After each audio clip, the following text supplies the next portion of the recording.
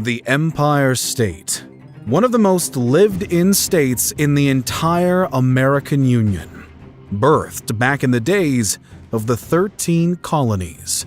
New York State has a history worth exploring.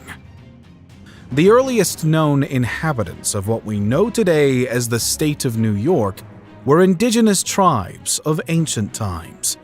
Estimated to have made their home in the area all the way back around 10,000 BC, Native Americans spent centuries within New York's boundaries, and additional tribes, such as the Iroquois, would migrate from surrounding regions to join them. By the time of European exploration on America's East Coast, a handful of indigenous tribes called New York their home, and could be divided into two categories: the Iroquoian-speaking tribes and the Algonquin-speaking tribes. The former grouping included tribes such as the Seneca, Mohawk, Oneida, Onondaga, and Cayuga, while the latter described others like the Lenni Lenape, Mohegan, and Wappinger tribes. The indigenous populations of this region had developed quite sophisticated systems of economy, farming, and culture, as well as a significant alliance deemed the Iroquoian Confederacy. None of this, however, mattered much to the Europeans when they foreseeably made their way to the eastern coast of the New World. There were two explorers who first stumbled across the New York lands, but can't be credited with doing much upon their arrival. In 1524, a French-employed Italian explorer by the name of Giovanni da Verrazzano was sailing along the Atlantic when he found himself in what we know today as the New York Harbor, and eventually modern-day Manhattan. He wrote of his exploration, but did little more in the way of colonizing New York than that. And the same could be said for Jacques Cartier, a French explorer who made similar explorations in 1535. It wasn't until another man, one Henry Hudson, under the employment of the Dutch East India Company, made his way to New York in 1609 that colonization became an intention. Quite a few years after the others, but unlike the others, his goal was, on behalf of the Dutch, to create the beginnings of a colony. Thus, in 1614, the Dutch built the first ever European settlement within the borders of today's New York. Fort Nassau, constructed under the watchful eye of Hendrik Christiansen, was located near modern-day Albany and had the main purpose of being a trading post, particularly for the booming fur trade. By the mid-1620s, a few dozen Dutch families had migrated to the new colony as merchants and were encouraged to make the move. The budding colony was given the moniker of New Netherlands, and by 1624, what we know today as New York was founded as New Amsterdam. A new, more permanent settlement, Fort Orange, would further replace Fort Nassau as the Dutch headquarters in New York, and immigrants from across Europe were already flocking to the new colony and promise of a new, better life. The problem for the Dutch, however, was that the English wanted what the Dutch had. In the midst of the Second Anglo-Dutch War, the entire colony of New Netherlands fell into England's hands and was renamed New York.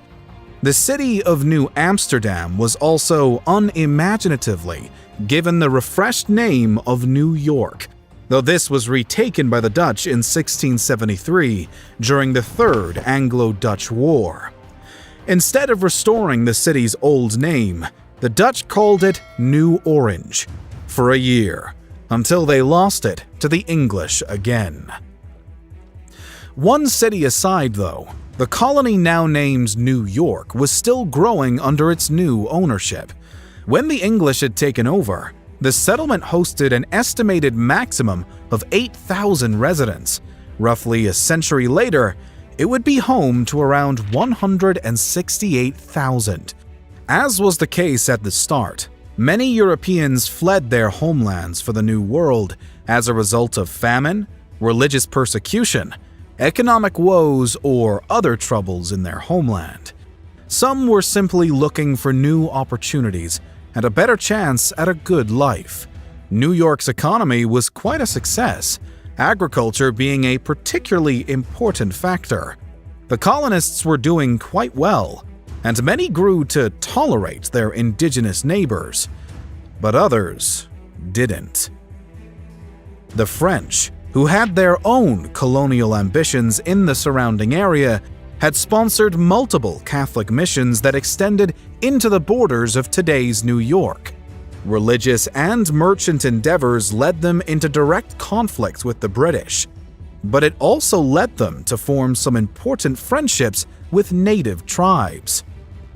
Tensions eventually boiled over into the French and Indian War, which saw the indigenous fight alongside both the Brits and the French, and an eventual British victory leading to the loss of France's territory on New York soil in 1763. But as the idea of independence from the British began to swirl around America's 13 colonies, one could feel the vibrations of war rattling the air already. With the controversial Stamp Act of 1763, New York shot to the forefront of the independence movement in the colonies with the help of the Sons of Liberty. Despite some New Yorkers opposing the idea of breaking free from their British overlords, there was little to do to stop the downward spiral now. War was on the horizon. One could only hope it would go smoothly. Almost 1/3 of every battle fought in the American Revolution was done so on New York's battered ground. General George Washington spent much attention on the fight for New York, and when independence was declared in the summer of 1776, New York had endorsed the Declaration. Although the British would hold New York City captive for the entirety of the war, the locals fought hard to free their territory in its entirety nonetheless. When the war finally ended and all of New York was restored to the Americans, the recaptured city of NYC would serve a short term as the capital of the nation, after New York State would be the 11th to ratify the new United States Constitution. The 1777 Constitution of New York had, in fact, served as quite an inspiration for the federal Constitution in 1788. Similarly, New York City was the capital of the state, not just the country, off and on until 1797, when New Yorkers shifted their metropolis to Albany. Many of America's important moments throughout history took place in New York. The Bill of Rights was written up in the state's borders.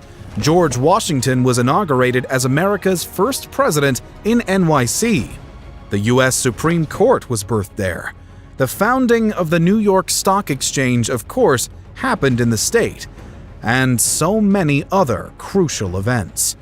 The War of 1812 would use New York as a battleground, just as the Revolution had. New York was growing still in so many ways. As time went on, the state was relying less and less on agriculture for success. New transportation creations involving steamboats and trains made New York a convenient place for travel, and the opening of the Erie Canal added another boost of attraction. Natives at this time were now secluded to a dozen reservations, whilst others had been sent into exile or died for their decision to support the British in the Revolutionary War. Alongside these reservations sat a growing list of towns, businesses, schools, farms, churches, theaters, athletics, and a building mood of abolitionism. By the mid-19th century, the governor of New York, William H. Seward, worked with the state's legislature to protect and expand the rights of both runaway slaves and free blacks within the state. The state, though hosting some hesitant Democrats, thus quickly joins the efforts of Abraham Lincoln with the outbreak of the Civil War. and New York ultimately would supply more manpower than any other northern state for the fighting effort. Quite unlike the Revolutionary War, however, not a single battle broke out on New York soil. There was, however, significant unrest from the locals in 1863 when the Union pushed forth a draft law that required all male citizens between the ages of 20 and 35 and single males up to the age of 45 to be eligible for a draft. You could pay your way out of the conscription, but not every New Yorker could afford that. Mid-July saw an outbreak of massive and rather violent protests deemed the draft riots across NYC. These demonstrations were led predominantly by ethnic Irish New Yorkers and often targeted Black Americans and their communities, causing a notable exodus of the latter from certain areas. The unrest fizzled out when the North opted to allow some Black Americans to fight in their own regiments, calming fears from European Americans that the draft was taking their own jobs away and giving them to the free Black men. With the war's end, then came more immigration and more freedom for Black New Yorkers. A large portion still of New York's growing population was European, with many immigrants coming from Germany, Italy, Ireland, and Eastern Europe. But there was also a curious number of Chinese immigrants arriving around 1850. New York was becoming increasingly diverse and exceedingly prosperous as a state, with more workers flooding in. By the turn of the 20th century, the population of New York State had exceeded 7 million. These millions of New Yorkers would see the events of the 1900s, from the World Wars and the Great Depression to the start of the modern era. Today, New York remains one of the most populous states in the US and one of the nation's most popular tourist attractions. Modern-day New Yorkers have seen tragedy and triumph of their own, and their ancestors could say the same. The history of New York State is deeply intertwined with that of its country, and without New York, who knows what the United States would be like today.